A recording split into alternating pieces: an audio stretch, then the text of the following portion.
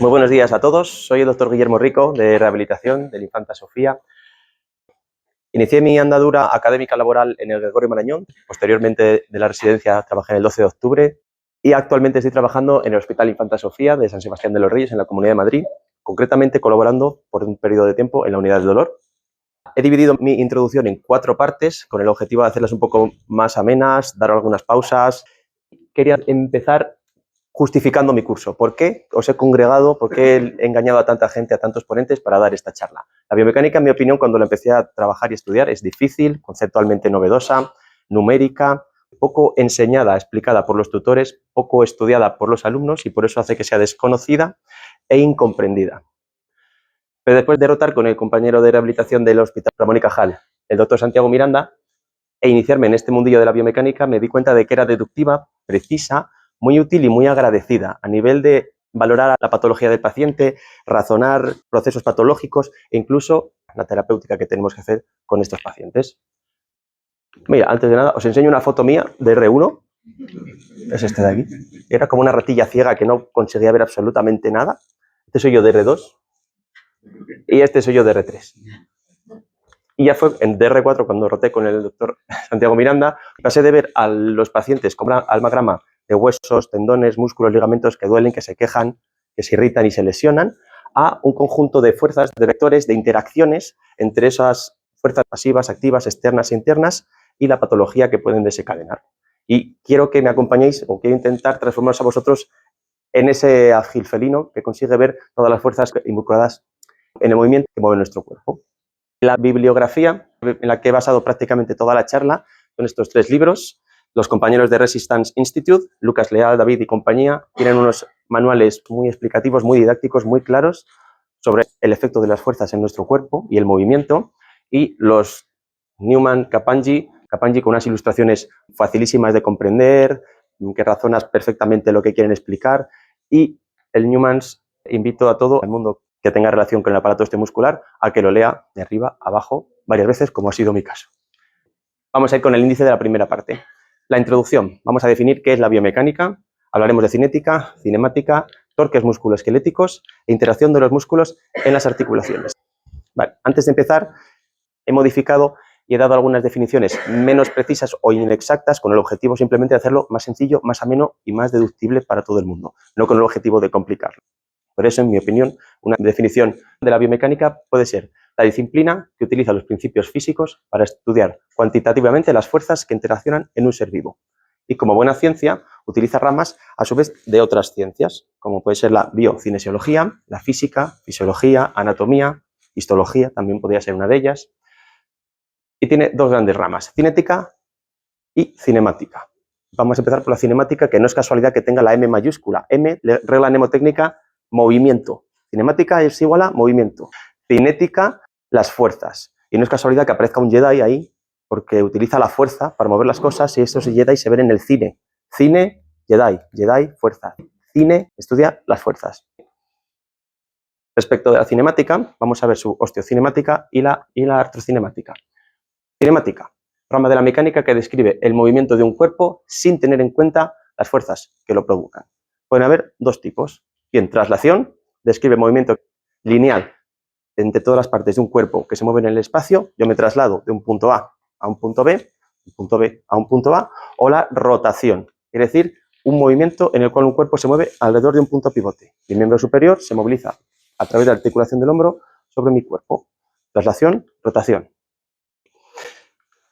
La osteocinemática es la ciencia que describe los movimientos de los huesos en los 3 planos del espacio: sagital, frontal y transversal. Sagital, que divide la parte izquierda y derecha; frontal, anterior, posterior; transversal, superior e inferior. Un eje es una línea imaginaria, por eso es relativamente difícil de percibir inicialmente, a través de la cual se produce el movimiento articular. Y por definición, este movimiento se va a dar en un plano perpendicular al eje articular. En un eje lateral medial, vamos a movilizar en el plano sagital nuestro hombro. Por ejemplo, en un eje antero-posterior vamos a movilizar en un plano frontal nuestro hombro, en este caso, y en un eje supero-inferior vamos a movilizar las rotaciones en nuestro hombro, siempre definiendo la articulación o el segmento que estemos evaluando. Por otro lado, los grados de libertad hacen referencia a la cantidad de planos en los que se puede mover una articulación en el espacio. Y van desde 0 hasta un máximo de 3. Una cuestión de perspectiva. Un inciso antes de continuar para hablar correctamente a nivel biomecánico. Tenemos un ejemplo por aquí de una flexión de rodilla. No se flexiona ni la pierna ni el muslo, se flexiona la articulación, se flexiona la rodilla. En este caso, siempre van a estar ilustrado en un color más sombreado el segmento fijo y en un color más vivo el segmento móvil. Tenemos en ese ejemplo una flexión de rodilla de tibia sobre fémur. La tibia es el segmento móvil que va a flexionarse sobre un fémur fijo. Y es importante esta apreciación porque inicialmente se pone el segmento móvil por consenso, seguidamente el segmento fijo. Y esto cambia, porque en este caso tenemos una flexión de fémur sobre tibia. Te he pillado con el móvil. Vamos a hacer un ejercicio. Llévate el móvil a la oreja. Muy bien, vuelve a dejar el móvil. Llévate la oreja al móvil. Muy bien, ¿habéis entendido el concepto? Segmento fijo, segmento móvil, perfecto. Respecto de la artrocinemática describe el movimiento que se produce entre las superficies articulares. Las formas articulares varían desde planas a curvas, siendo la gran mayoría, aunque sea ligeramente cóncavas y convexas, curvas. Tenemos aquí representado un ejemplo de un huesito, cóncavo. Como regla mnemotécnica, yo lo asocio como algo que está en profundidad, que has cavado, mientras que algo convexo es algo que te apunta hacia ti, algo picudo. Y tenemos movimientos fundamentales entre superficies articulares. Estos movimientos se producen cuando una superficie convexa se desplaza sobre una cóncava o viceversa. Tenemos 3, rodaje, deslizamiento y giro, el famoso roll, slide and spin.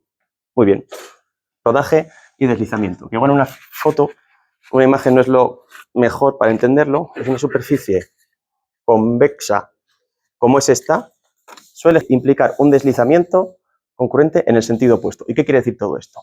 Tenemos aquí X articulación y genera una rotación. ¿Qué ha pasado? Prácticamente como que se ha desarticulado. Lo que tiene que generar esta articulación es un rodaje, deslizamiento,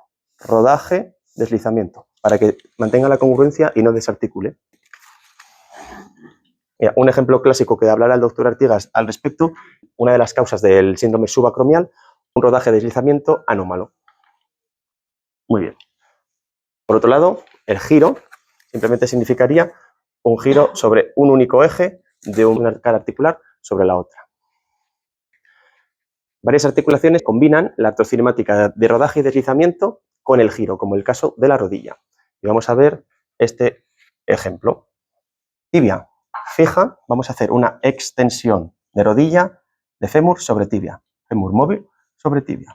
Y lo que ocurre en este caso, como hemos visto previamente, es que el fémur genera para su extensión un rodaje hacia la derecha y un deslizamiento hacia la izquierda. Rodaje a la derecha, deslizamiento a la izquierda.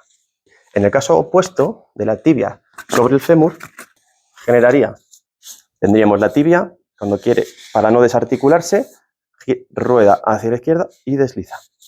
Rueda y desliza, rueda y desliza. ¿Ok? Al final de este movimiento, en el caso del fémur, con la tibia fija, generaría una rotación interna como movimiento de bloqueo de la articulación. En caso de la tibia, genera, cuando el fémur está fijo y la tibia es la que está móvil, una rotación externa para llegar al punto de bloqueo de la articulación femurotibial. Respecto de los movimientos accesorios articulares, son las traslaciones. Son movimientos, desplazamientos lineales de una superficie articular respecto a otra. Tenemos aquí el ejemplo del sulcus test, que es un test para valoración de la inestabilidad glenohumeral. Tenemos el sulcus en latín, y uno del surco, y el clásico y clarísimo ejemplo del cajón anterior. No está generando un movimiento de rotación en la articulación, ni flexión, ni extensión, ni rotación, sino una traslación. Podemos predecir la artrocinemática basándonos en la morfología articular. Como hemos mencionado previamente, cuando el fémur se mueve sobre la tibia, sabemos que su rodaje va a ser en un sentido y el deslizamiento en el sentido contrario. Derecha, izquierda, mientras que si es al revés, va a ser en el mismo sentido, para no desarticular, bien, como es el caso de la tibia cóncava con los meniscos sobre el fémur. Y eso lo podemos predecir simplemente por la morfología articular.